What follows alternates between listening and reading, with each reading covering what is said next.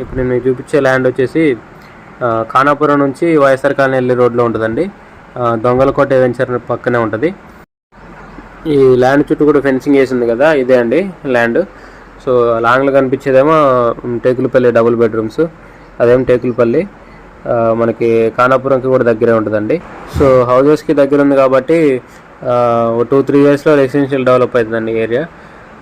So ఇది distance వచ్చేసి మనకి రఘునాథపాలెం బైపాస్ ఉంది కదా వైఎస్ఆర్ కాలనీది, అక్కడికి వచ్చేసి జస్ట్ ఇక్కడ నుంచి 1.5 కిలోమీటర్ ఉంటుందండి. కొత్త కలెక్టరేట్ వచ్చేసి 4.5 కిలోమీటర్స్ ఉంటుందండి. మన ఇల్లందు మెయిన్ రోడ్ వచ్చేసి ఇక్కడ నుంచి 2.5 ఉంటుందండి. ఖమ్మం కొత్త బస్ స్టాండ్ వచ్చేసి 5 కిలోమీటర్స్ ఉంటుందండి. ఇది టోటల్ వచ్చేసి 2589 గజాలు ఉందండి, అరౌండ్ 2600 స్క్వేర్ యార్డ్స్. సో ఈ ల్యాండ్ చుట్టూ కూడా ఫెన్సింగ్ వేసి ఉంది. ల్యాండ్కి 3 పక్కలు కూడా